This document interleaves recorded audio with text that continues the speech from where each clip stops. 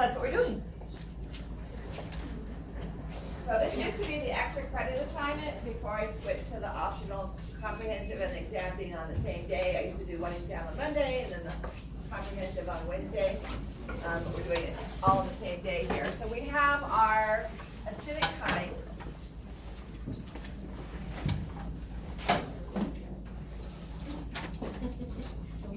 In the stomach, okay?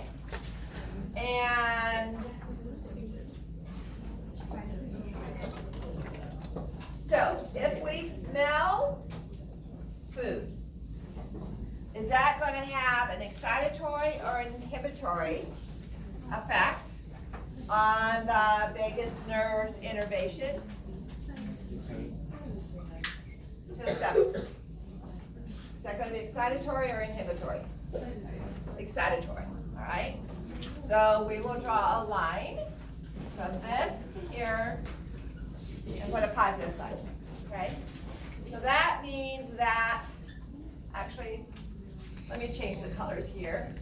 We'll do our excitatory in red.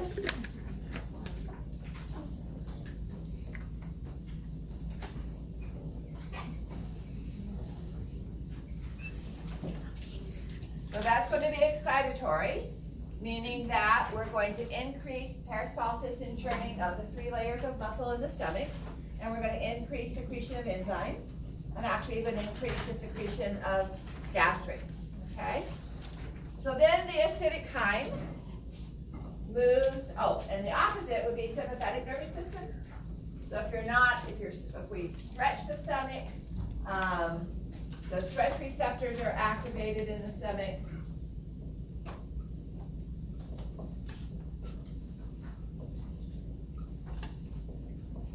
Then that's going to send an inhibitory effect to inhibit the vagus and activate the sympathetic nervous system.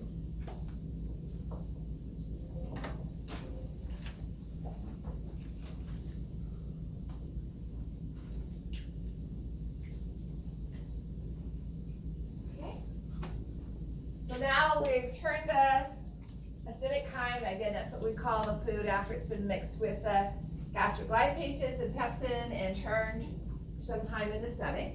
And that moves through and moves into the duodenum of the small intestine.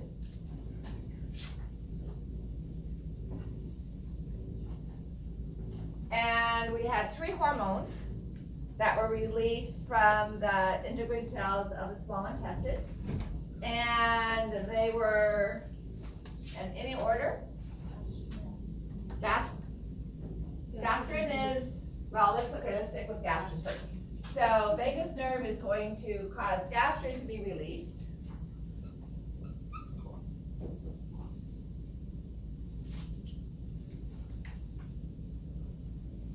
And then gastrin is going to have an effect on the stomach, and that's also an excitatory effect, okay?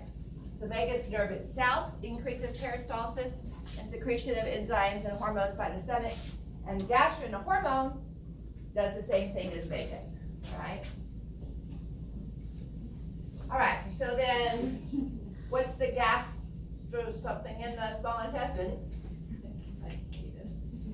Gastric inhibitory peptide. Okay, so we have gastric inhibitory peptide. And its very name tells you what it does. So again, this is made by the duodenum, all right? And it is going to travel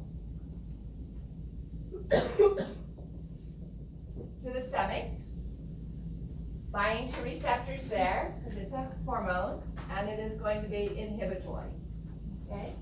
So it's going to slow down the stomach to give a couple of tablespoons of chyme a chance to get mixed with the bile salts and with the digestive enzymes and bicarb from the pancreas, all right? And the next hormone made by the duodenum,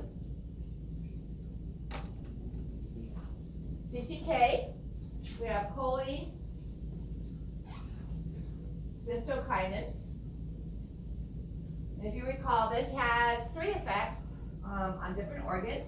So it also is going to piggyback onto the effect of gastric inhibitory peptide and be inhibitory to the stomach.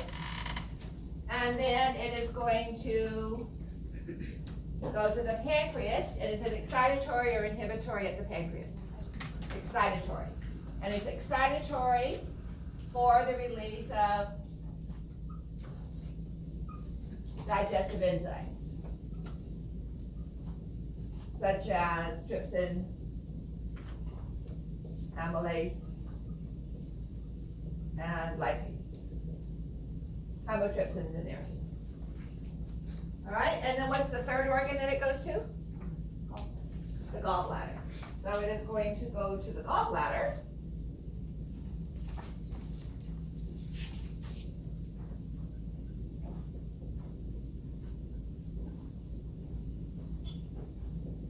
And it is excitatory to the smooth muscles of the gallbladder. So the gallbladder doesn't make bile. The liver makes the bile. That's what we find in the bile canaliculi. But the gallbladder stores it. And so when the gallbladder stimulates, contracts by cholecystokinin, it's going to contract and squeeze that bile fluid down the common bile duct and into the duodenum.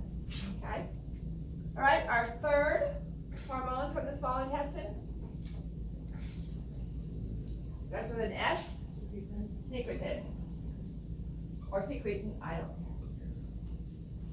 know. Okay, very similar with slightly different results. So it's also going to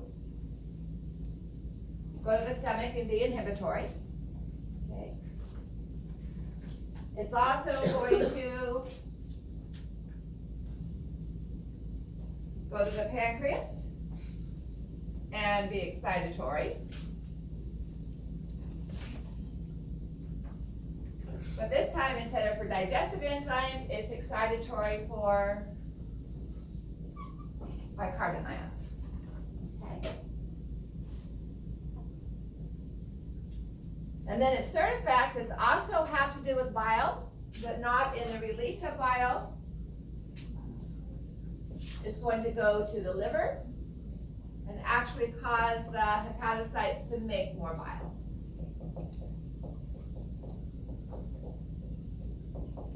So the cholecystokinin is doing bile release,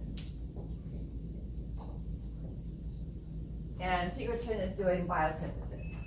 Okay? So that's what I used to ask for extra credit, and it would take me a long time to read all those lines and follow them through. I never asked students to draw things, so I would have the organs drawn on there and then just ask for components to come in. All right. Now, what were the monosaccharides that were absorbed in the small intestine? And we kind of summarized that up before we did after we did this release. We have 3 monosaccharides we're going to look at in just a moment. What are those? Glucose,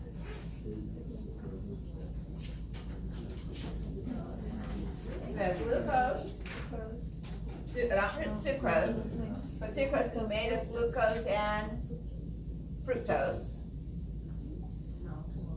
And then our milk sugar, galactose. Lactose has glucose and galactose. All right, so when these are absorbed from the jejunum and the ileum and they get into the blood,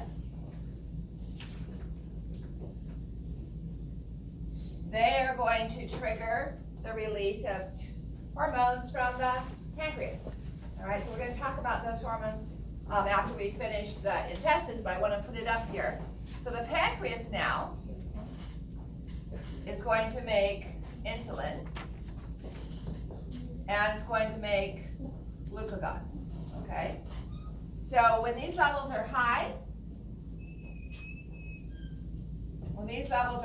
they have an excitatory effect on insulin. All right? And when these levels are low,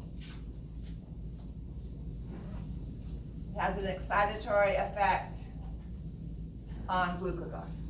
Okay?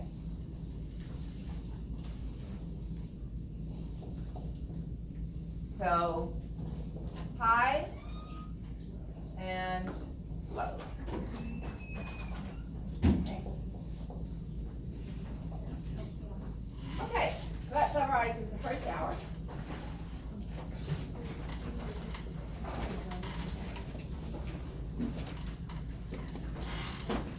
So we have 3 hormones that inhibit the stomach, and they all come from the small intestine, okay? One of them, that's all it does. The other 2 work on both pancreatic secretions and bile stuff. So really the only thing you have to kind of just nail down for memory is cholecystokinin is enzymes and secretin is bicarbs, as far as the stomach's concerned. I think it's a little easier to remember the liver versus the gallbladder because cholecysto has gallbladder in its name. Okay.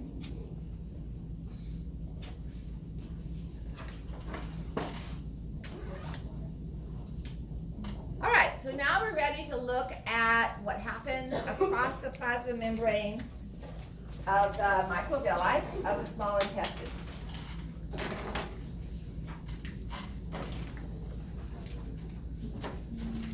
Anybody still writing down or diagramming the image up there? It's okay if you are, I just don't want to erase it until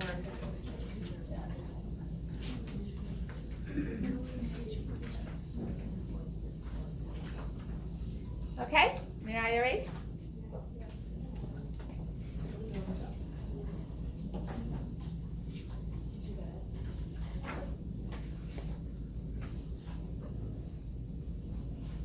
Now, if somebody can get $120,000 for a banana taped to the wall, what am I offering? You guys didn't hear about that? Yeah. Some did? It was unclear whether the $120,000 was paid once or twice, but an artist taped a banana with 4 inches of duct tape to the wall, and it was purchased for $120,000, and then a performance artist came and ate it. And then somebody else bought it again. So I'm not quite sure the timing on that. But one person was from France, and the couple, I don't know if they're the original buyers, but they're contractors to replace the banana every 2 days. So is that a new piece of art or just an ongoing changing piece of art? I'm not sure.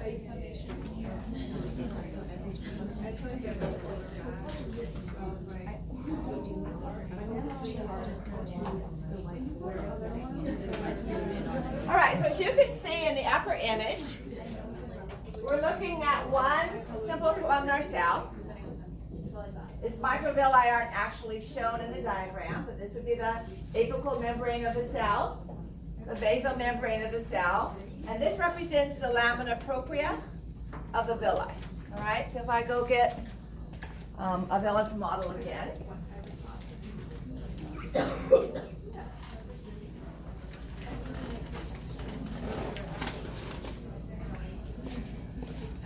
So it's representing, even in the right sequence, what you're seeing right here. So one of these columnar cells, loose irregular connective tissue, a blood capillary, and the lacteal or lymphatic capillary. Okay, and that's essentially what we're going to look at for a few minutes. So we have I'll draw it in that diagram, although my next diagram has it flipped around 90 degrees. So here's our simple columnar cell. Looks more like cilia instead of microvilli. I'm just drawing them fat. All right, so this would be the lumen of the small intestine.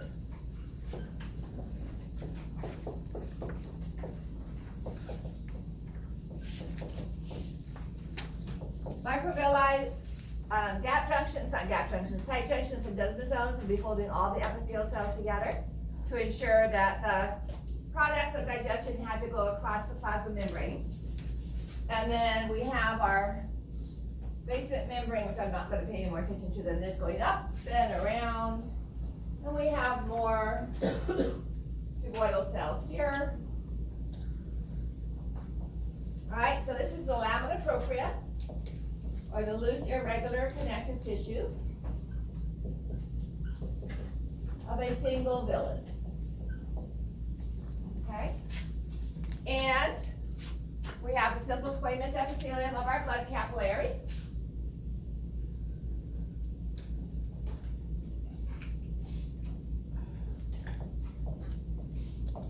So this would be the first capillary bed of our portal system that we went through on Monday night, headed towards the superior mesenteric vein into the liver sinusoids. And then we have our epithelial cells of our lacteal. Remember, are large enough gaps between them for white blood cells to pass through.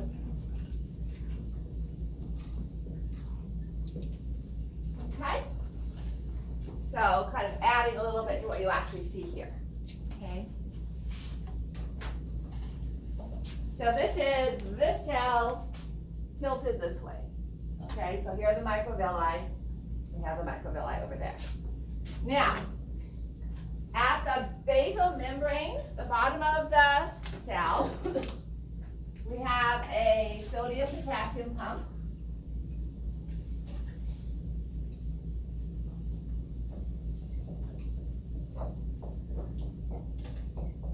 Which requires ATP.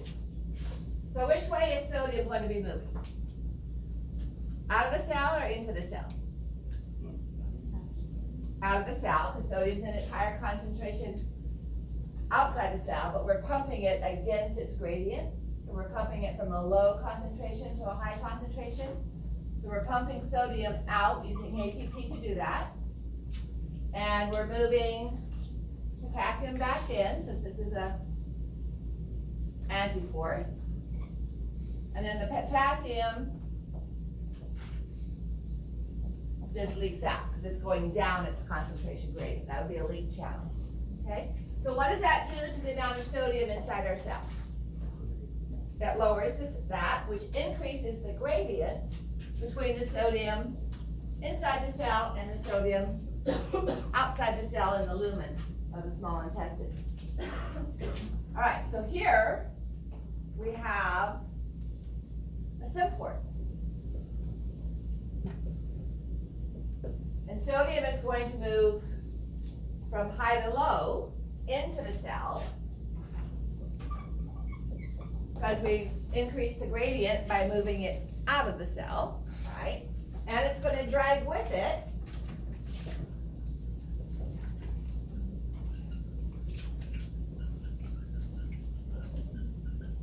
monosaccharides, okay? It's going to drag with it glucose and galactose. For accuracy's sake, fructose really moves in by facilitated diffusion, but I'm not going to be picky about that. So essentially, I just want you to recognize that our monosaccharides, our glucose and fructose and so on, move in via symports with sodium down their concentration gradient, and then to leave the monosaccharides exit via facilitated diffusion. So they're going from high to low concentration to get out of the cell.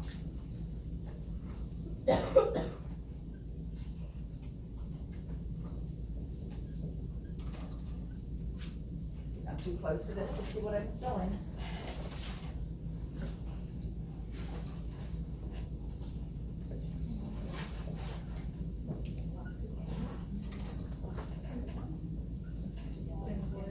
All right, so we have three mechanisms of transport going on. We have active transport up here. This is the only one that requires mitochondria, because we're going from a low concentration to a high concentration. That reduces the sodium within the cell, so increases the drive for sodium to diffuse into the cell, and that's occurring via secondary active transport.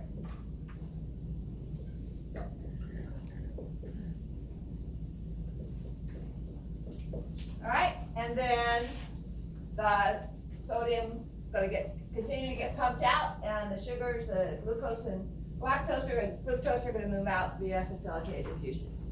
Okay? Try to leave a little bit room for our lipids. Same thing's going to happen with amino acids. Okay? So the sodium potassium event is going to occur, and we're going to have amino acids moving in with the sodium, and amino acids moving out via facilitated diffusion. So we've taken care of our simple sugars, our carbs, and we've taken care of the amino acids for our proteins. So now we have to look at, last thing we have are the lipids, okay? Our fatty acids and triglycerides. So this looks really complicated just because they separated out the monosaccharides, but it's those three basic mechanisms that I drew up on the board. So I mentioned this on Monday, but this intestinal absorption of glucose is most similar to what we looked at in the kidney. There's only one answer here.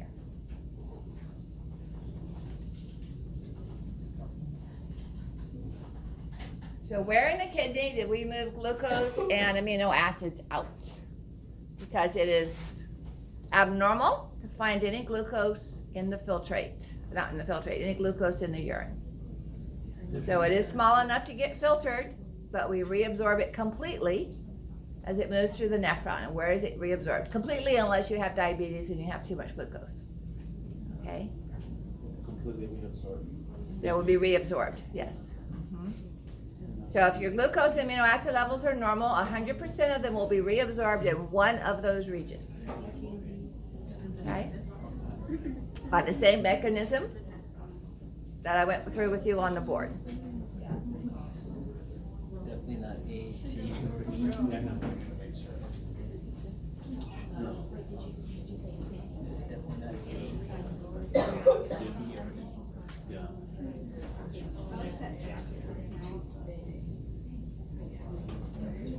Yeah, so it's reabsorbed there. That's crazy. 100%. It is crazy. Look at how nice it looks. That one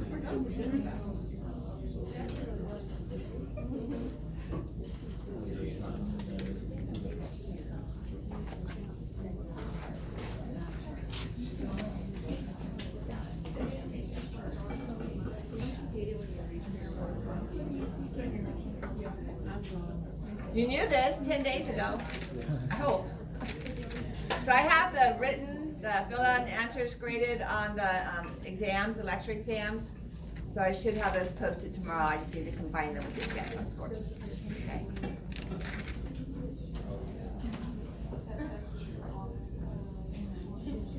All right, does anyone want more time on question number 3? Okay. All right, so looking at the molecular components as a review before we look at lipids. In the mouth, so here's an example, more than the little circles that I drew on the board. Here's an example. Each green circle represents an amino acid. All right, so proteins are long chains of amino acids. They have a nitrogen end. That's where we get our ammonia, our nitrogenous waste like ammonia or urea, and an acid end with the COOH, the carboxyl group. All right, in the mouth, we have no enzyme that breaks down proteins. So nothing occurs to the protein in the mouth. In the stomach, we add pepsin. All right, so we're taking our polypeptide and breaking it down into smaller than large proteins, but just a few pieces. So we still have like oligopeptides, and they each again have a nitrogenous end and a carboxyl end. And that moves into the stomach, all right? In the stomach, any proteins that were not broken down by pepsin are gonna get worked on by trypsin and chymotrypsin. So we're adding to the number of smaller amino acid chains. So we have these components. And carboxypeptidase is also in the small intestine and the plasma membrane, so it's going to cleave off via next to the carbon group. Okay, that's what carboxypeptidase does. So that's a membrane, so I'll put that on here. Let's get a... So this is what is meant by a brush border enzyme. It's embedded in the plasma membrane of the microvilli. So this would say the carboxypeptidase.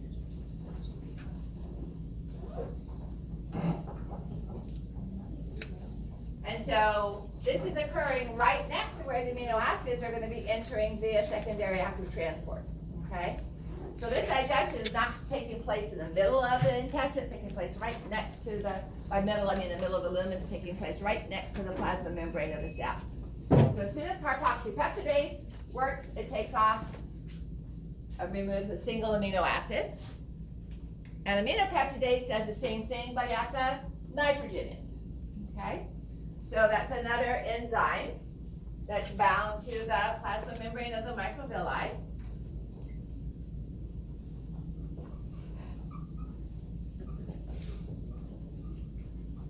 And we had one other peptidase. Anybody remember what it was?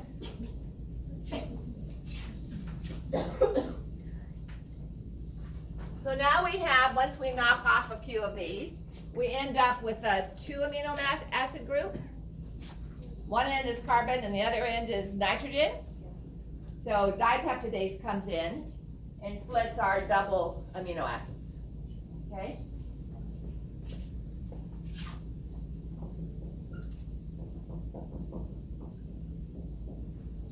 So on the same place will be where we have maltase and sucrase and lactase, okay? So those simple sugars can move via secondary active transport as well. What was the enzyme after trypsin? Carboxypepsin. So trypsin's from I know there the was one before that, I think.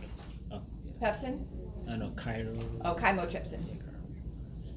So trypsin and chymotrypsin are from the pancreas, and they take the longer streams, just like pepsin. They do the same thing that pepsin does, take the long polypeptides or proteins and break them down to smaller chains or oligopeptides, a few dipeptides. That occurs in the lumen of the small intestine, and then up against the actual microvilli, we have the carboxypeptidase, the aminopeptidase, and the dipeptidases, because their substrates are single amino acids. And that can be immediately moved into the cell via secondary active transport, okay? So each of those releases single amino acids. So those are moved across the microvilli and into the blood, similar to the diagram I have on the board. So, okay, question 4.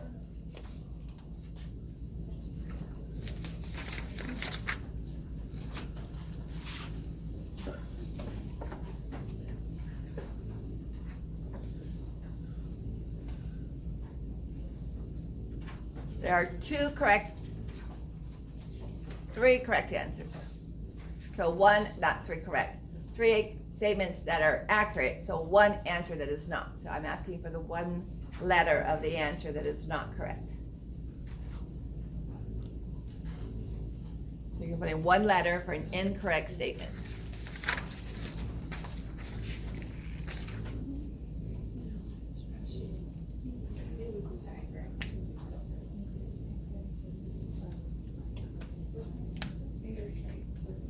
Yeah.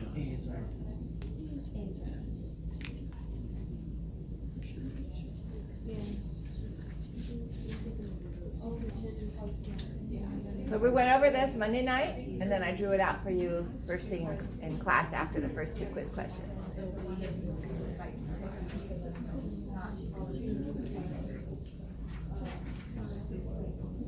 You know,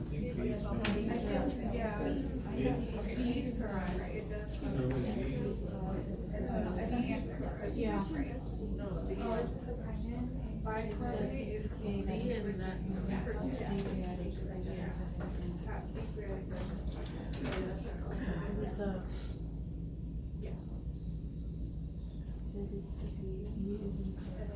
So does the answer that is a false statement, we want a false statement to be the correct answer, okay? Does that involve the liver or the pancreas? The pancreas, okay? So the answer that is a false statement is a false statement involving a hormone and what it does at the pancreas.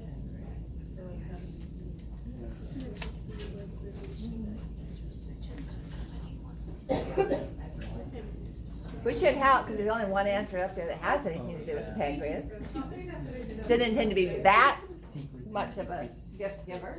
Secretin releases bicarbonate. The other one, cytokine, releases enzymes that is a So it's P's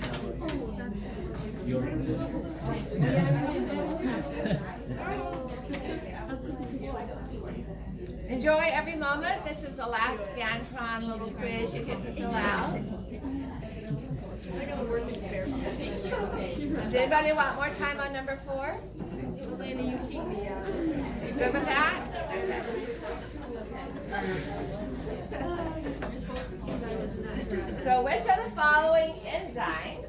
they're all enzymes. Which of them function to release a single amino acid? So their product is a single amino acid, not a dipeptide or an oligopeptide.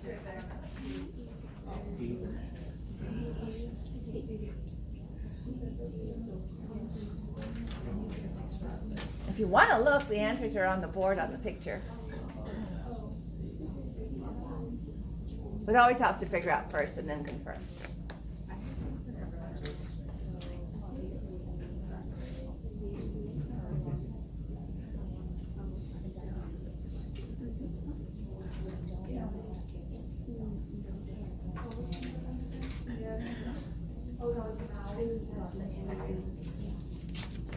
And because tonight is a special night, I think I have 6 of these. It's been a little while.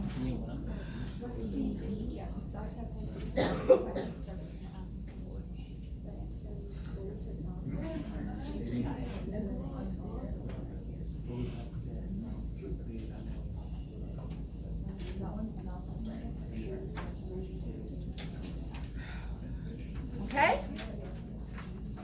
You got soaked into the brain cells? Alright. Alright, so the one product that we have left, or the one substrate we have left, are our triglycerides. So I'm going to leave the diagram of the epithelial cells up here, but we're going to switch from our protein out here to lipids. So I'm just going to erase the whole cell and replace the cell. May I? Okay.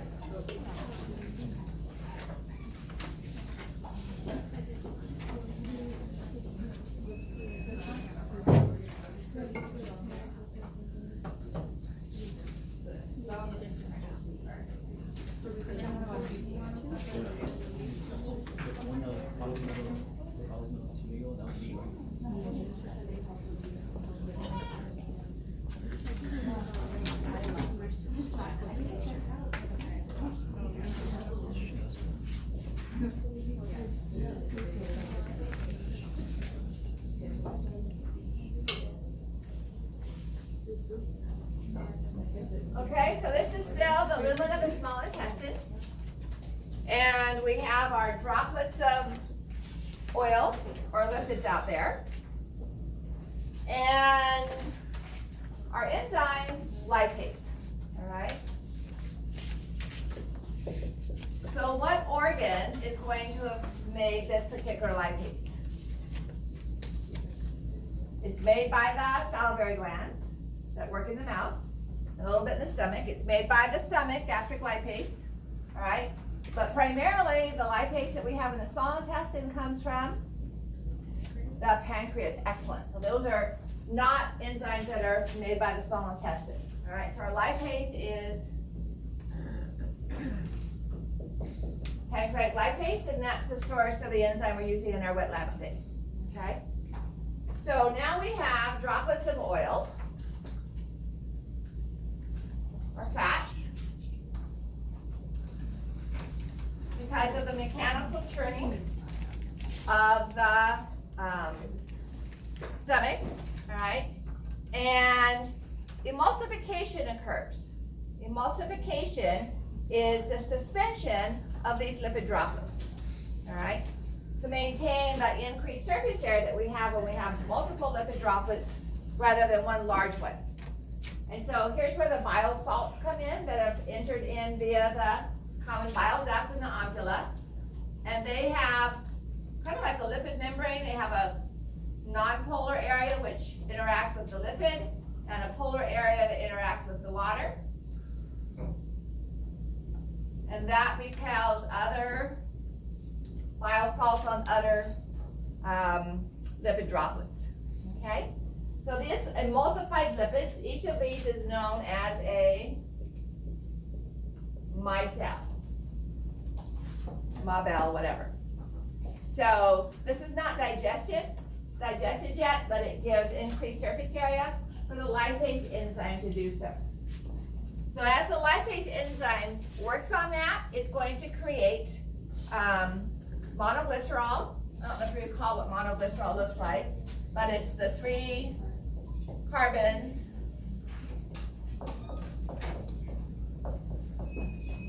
with the fatty acid attached to one. So this is monoglycerol. And fatty acids, we take the COOH. We have long chain 18, 20, 24 long chain fatty acids. So those are going to come from the micelles via breakdown by the lipase. And because they're lipids, they're just going to diffuse across the plasma membrane. All right? Because they're going to be high concentration out here and move in here. And so this is going to occur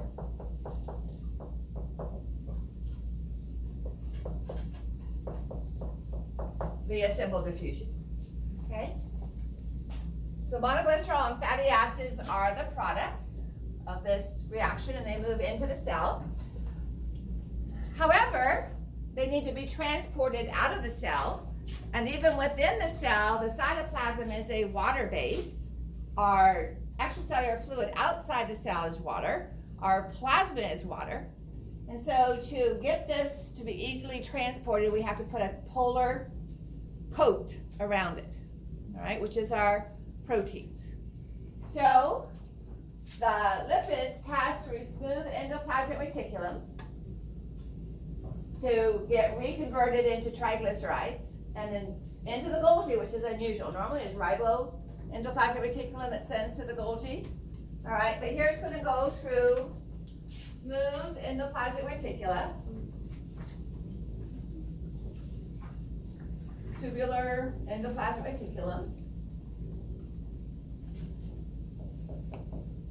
and it's going to come out as triglycerides again.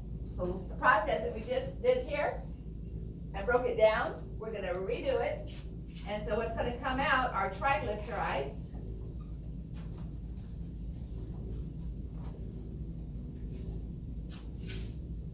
So we're going to have our carbon, 3 carbon, and 3 sets of fatty acids.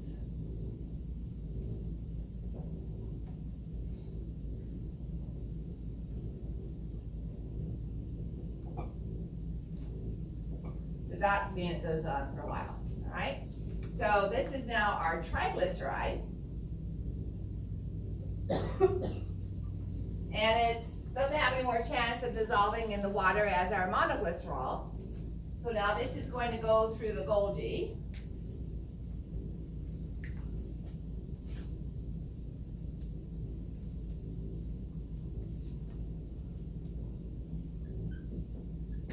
It's going to come out really, really small, because I don't have room to dry it either. So when it comes out from the Golgi, it's going to be a lipid surrounded by a protein coat.